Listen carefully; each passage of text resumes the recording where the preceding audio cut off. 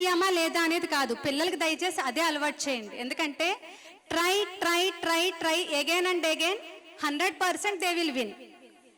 కానీ ఆ ప్రయత్నం అనే ముందడుగు వేయకపోతే చివరి మెట్టుకు ఎలా చేరుకుంటాం? అది దయచేసి పిల్లలకి అలవర్చాలి. ఫస్ట్ ఆఫ్ ఆల్ వాళ్ళకి ఇలా అలవర్చడం వల్ల ఏమవుతుందంటే స్టేజ్ ఫియర్ పోతుందండి. ఈ కాంపిటీషన్స్కి తీసుకురావడం అంటే ఏంటంటే మొత్తం కరికులం అంతా, సిలబస్ అంతా మారిపోతుందండి. మనం చదువుకున్నట్టు ఎక్కడా లేదు. ఆబ్జెక్టివ్ టైప్ ఆఫ్ క్వశ్చన్స్ కానీ ఇంటర్వ్యూస్ కానీ వాళ్ళు ఫేస్ చేయాలంటే they have to implement stage participation. కెమెరాని ఫేస్ చేయడం అలవాటు చేయండి. ఏదైనా ఒక చిన్న శ్లోకం చెప్పినప్పుడు కానీ లేదా వాళ్ళు ఏది చెప్పినా కూడా in front of the camera మాట్లాడడం కనుక వాళ్ళకి అలవాటు చేస్తే ఇలాంటి చోట స్టేజ్ ఫియర్ ఉండదు.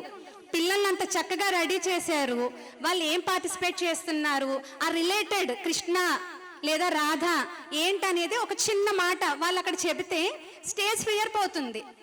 పార్టిసిపేట్ చేశారా లేదా చేయించండి. ఇలా ఏ కాంపిటీషన్ ఎక్కడున్నా శ్రద్ధతో తీసుకెళ్ళండి. ఇందాక చెప్పారు కదా మేడం, మేమందరం కూడా మా పిల్లల్ని ఎక్కడ ఏ కాంపిటీషన్ ఉంటే ఆ కాంపిటీషన్కి తీసుకెళ్ళిపోతూ ఉండేవాళ్ళమండి.